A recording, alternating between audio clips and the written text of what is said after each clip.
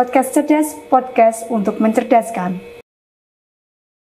Assalamualaikum warahmatullahi wabarakatuh. Selamat pagi, salam unggul, salam sehat, salam sejahtera untuk kita semua. Selamat pagi teman-teman. Pada kali ini bertemu saya lagi dengan Desa Melasari pada UNW Podcast yang akan tayang di channel YouTube UNW TV. Pada kali ini kita kedatangan narasumber yang begitu sangat istimewa. Beliau adalah Pak Iwan Setiawan Wibisono ST.M.Com yang sebagai Dekan Fakultas Komputer dan Pendidikan dan dosen aktif dari Prodi S1 Teknik Informatika. Selamat pagi Pak Iwan. Selamat pagi. Bagaimana kabarnya? Baik sekali ini karena cuacanya juga cerah jadi segar gitu ya. Alhamdulillah. Jadi suasana juga mendukung gitu ya Pak. Oke, untuk pada pagi hari ini saya akan bertanya beberapa pertanyaan untuk seputar Fakultas Komputer dan Pendidikan. Oke, untuk pertanyaan yang pertama, ini masih berhubungan dari sejarah. Jadi, kapan mulai berdiri dan aktif untuk Fakultas Komputer dan Pendidikannya? Ya, Fakultas Komputer Pendidikan ini kan dulu mengalami perubahan dari awal berdirinya Universitas Ngudi Waluyo ini. Pertama, fakultasnya bukan Fakultas Komputer dan Pendidikan, tapi Fakultas Ilmu Pendidikan dan Teknologi Informatika. Karena di situ ada 3 prodi. Yang pertama di awal berdiri tahun 2017 itu ada S1 Teknik Informatika, ada S1 PGSD dan S1 PG PAUD. Dengan seiringnya perkembangan di zaman sekarang karena mengikuti tuntutan teknologi juga, ini akhirnya berubah menjadi FKP di bulan Juli tahun 2020. Jadi berubah menjadi Fakultas Komputer Pendidikan dengan penambahan 1 prodi S1 D4 Pendidikan Desain Fashion. Karena ada perubahan itu namanya tidak lagi mungkin sesuai dengan dulu 50, akhirnya berubah menjadi Fakultas Komputer Pendidikan dengan singkatan FKP itu. Begitu. Jadi ini masih semakin tahun tuh semakin bertambah prodi gitu ya Pak? Nanti ada tambahan prodi lagi, mungkin namanya berubah lagi. Oh, jadi perkembangan waktu gitu? Iya, karena perkembangan waktu itu berubah. Visi misinya juga kayaknya kan berubah. Kalau dulu visinya mengikuti visi di universitas, dari turunan dari visi universitas, sekarang visinya juga sama, masih mengikuti visi universitas, tapi kita kembangkan lagi, yaitu menjadi fakultas menjadi pusat pembelajaran dan saintek yang berbudaya sehat. Ini adalah visi di dalam FKP sendiri. Oke, jadi tadi Pak Iwan sedikit menyinggung perihal prodi. Jadi pada tahun ini ada berapa prodi yang di Fakultas Komputer dan Pendidikan ini? Ini di tahun ini karena tadi berubah nama dari 50 menjadi FKP itu di 2020 tambah 1 prodi lagi adalah D4 Pendidikan Desain Fashion. Karena ada perubahan tambahan ini, jadi 4 prodi, S1 PG PAUD, S1 PGSD, S1 Teknik Informatika, dan D4 Pendidikan Desain Fashion. Ini dari 4 prodi ini akhirnya dijadikan satu ke FKP, menjadinya Fakultas Komputer dan Pendidikan. Karena ada biar sinkron ya antara ada komputer, ada pendidikannya, makanya dinamakan FKP. Oke, jadi untuk totalnya itu berapa Pak? Totalnya ada 4 prodi. 4 prodi? Iya, 4 prodi yang masing-masing prodinya itu sekarang sudah, kalau di Desain Fashion itu sudah ada 2 angkatan yang terdiri dari kelas reguler dan kelas karyawan.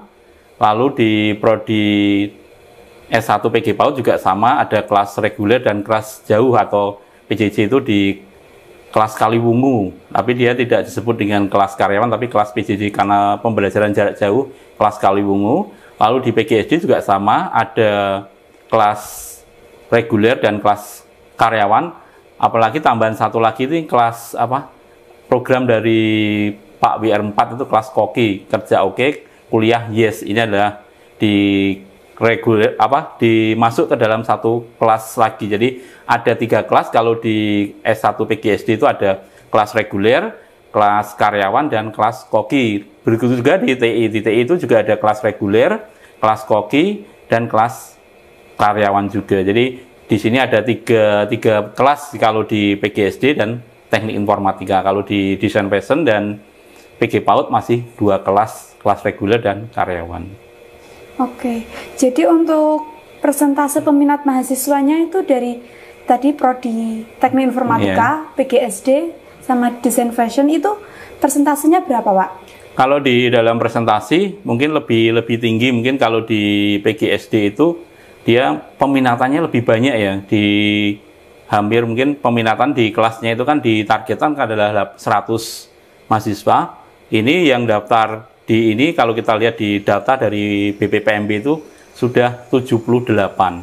Kalau di TI itu juga agak tinggi peminatannya, dari 100 yang ditargetkan satu kelasnya 100 mahasiswa, ini yang daftar sudah 68, sedangkan di PAUD itu sekitar 25, lalu Desain Fashion 35. Jadi persentasenya mungkin paling tinggi kalau kita lihat PGSD dulu, TI, lalu Desain Fashion, dan PAUD. Mungkin kalau di persentase ya masih 75 untuk PGSD, 70 TI, lalu untuk Desain Fashion dan PAUD itu masih sekitar masih 40% untuk peminatan. Mungkin karena kita harus meningkatkan lagi promosinya di dalam promosi PMB. Bagaimana meningkatkan promosi ini yang lebih bagus, efektif sekarang di era digitalisasi ini kan semua tidak promosinya harus lewatnya adalah online, media online semuanya. Dengan masa apalagi masa pandemik ini ya.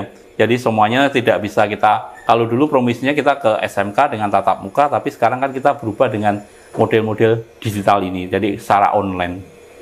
Oke, jadi lebih banyak di PGSD? Iya, lebih banyak di PGSD. Untuk peminat mahasiswa itu lebih minat ke jalur yang mana, Pak?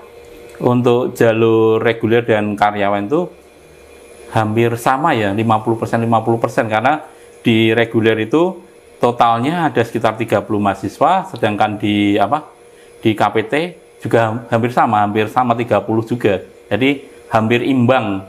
Jadi tidak ada perbedaan yang signifikan. Mungkin yang TI aja, yang TI agak-agak sedikit signifikan lebih banyak ke kelas karyawan. Karena kan mungkin mereka tadi bisa kerja tapi bisa kuliah juga di hari weekend ini. Oke, jadi lebih persentase yang lebih menonjol di TI gitu iya, ya, di Pak? TI untuk karyawannya. Oke, untuk ini kan masih persentase, jadi saya juga mau bertanya perihal prestasi apa saja yang sudah didapat dari Fakultas Komputer dan Pendidikan. Untuk Fakultas Komputer dan Pendidikan ini prestasinya mungkin di PG PAUD kemarin juara nasional untuk cipta lagu, tari, sedangkan di Prodi PGSD juara nasional di bidang di pendidikan itu untuk pengolahan pendidikan. Lalu TI juara Mobile Legends. Untuk Desain Fashion baru proses pengikutan karena prodi baru, jadi baru lahir. Tapi di Fakultas Komputer juga menjembatani ada beberapa fasilitas yang kita sediakan. Ada lab komputer untuk di TI ataupun di prodi lain, karena ini kan kita fakultasnya adalah fakultas di komputer, jadi disediakan lab komputer, ada 4 lab komputer. Lalu juga ada lab micro teaching untuk PGSD dan PG PAUD. Lalu juga ada lab untuk dijahit itu untuk Desain Fashion-nya. Itu fasilitas di dalam sarana labnya, sedangkan untuk fasilitas dalam pendukungnya di sini kan tidak hanya belajar itu kan tidak hanya menghasilkan suatu produk, tadi ada beberapa penelitian. Di dalam penelitian ini mahasiswa diwajibkan mungkin untuk buat artikel atau jurnal. Di FKP ini juga menyediakan fasilitasnya untuk membantu mereka. Ada kita sediakan untuk akun Turnitin, akun Grammarly, akun juga untuk Ginger untuk perubahan di parafrase, lalu juga akun Spinner ini untuk membantu mahasiswa biar artikel atau mungkin produk-produk baik buku atau kita fasilitasi. Mungkin contohnya di Turnitin ini membantu cek plagiasi, sedangkan Grammar ini memperbaiki grammarnya, lalu Ginger ini untuk translate bahasa, sedangkan Spinner ini untuk perbaikan parafrase. Jadi begitu. Meskipun dalam produk ini atau tadi artikel ini kan kita menyadur atau mensitasi punyanya orang, tapi setidaknya dengan bantuan 4 akun ini kan membantu mengurangi namanya plagiasi tadi. Ini adalah yang ditonjolkan di dalam FKP sendiri. Oke, itu untuk perihal presentasi serta hal yang ditonjolkan seperti itu ya, Pak. Oke, untuk ini kan banyak juga ada yang karyawan sama masih reguler. Yeah. Di sini ada perbedaan persentase antara karyawan dan reguler dalam penonjolannya?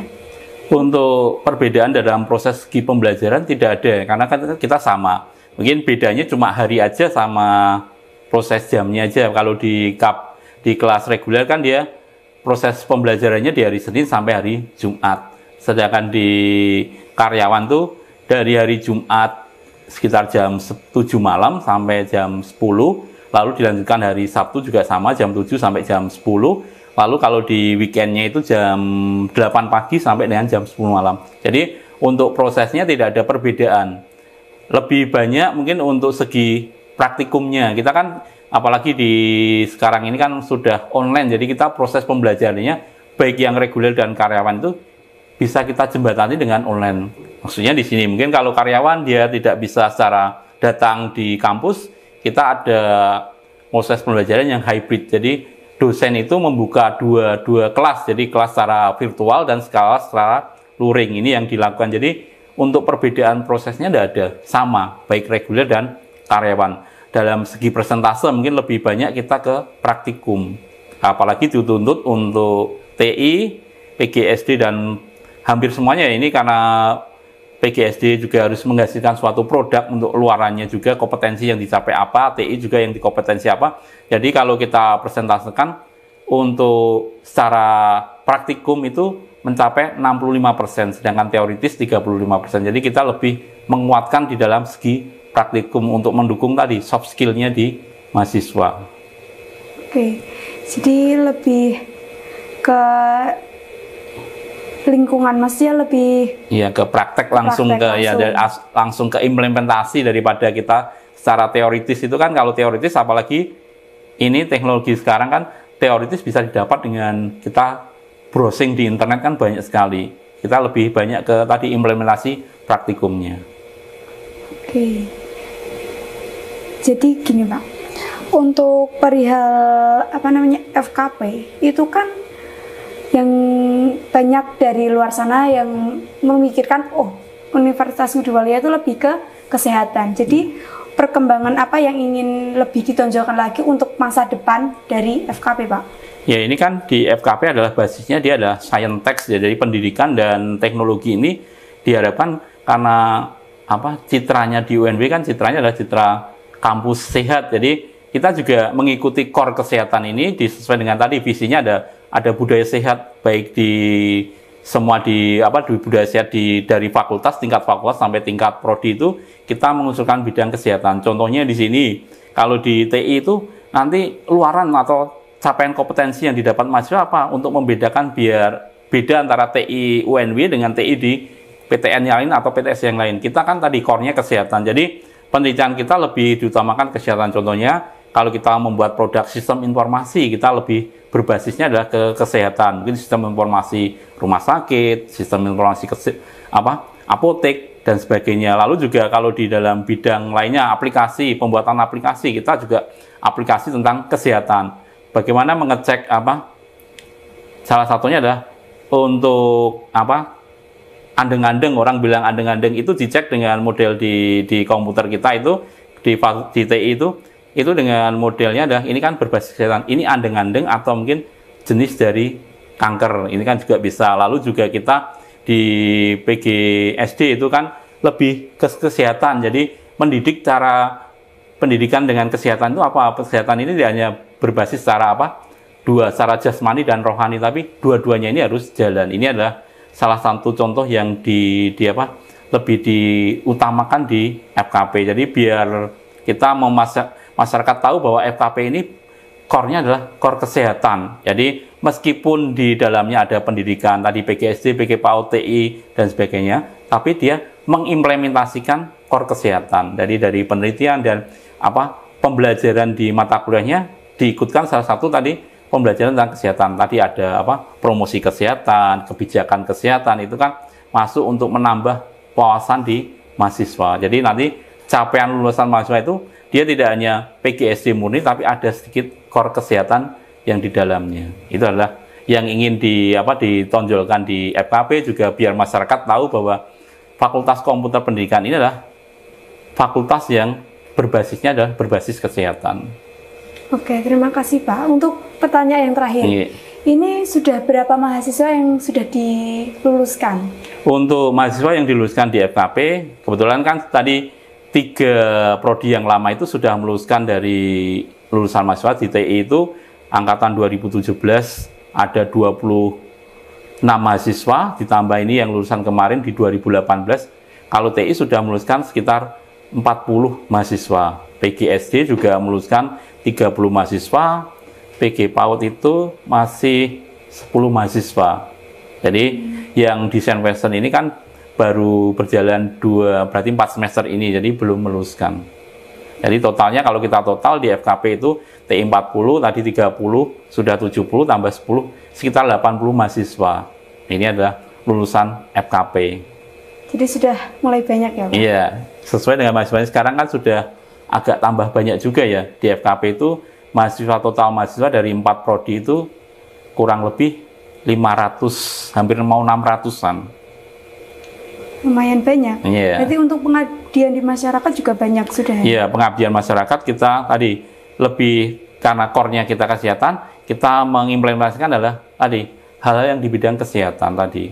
Kalau KKN kemarin di FKP itu ini kan juga suatu bentuk dari pengabdian ke masyarakat itu KKN, mahasiswa TI, mahasiswa PG PAUD, mahasiswa PGSD, ini ikut di KKN yang tahun kemarin itu hampir mencapai 800 mahasiswa yang diterjunkan di KKN. Jadi banyak ya Pak? Iya. Oke, terima kasih Pak atas informasinya. Jadi kita lebih banyak informasi dari Fakultas Komputer dan Pendidikan. Jadi tidak hanya kita berhubung dari Fakultas Kesehatan saja. Jadi teman-teman mungkin lebih menyukai di Fakultas Komputer dan Pendidikan. Begitu Pak, terima kasih Pak untuk wawancaranya. Jadi sekian dari saya. Apabila saya ada maaf, saya mohon maaf yang sebesar-besarnya. Saya tutupkan sekian. Wassalamualaikum warahmatullahi wabarakatuh. Podcast cerdas, podcast untuk mencerdaskan. Sampai berjumpa di yang akan datang.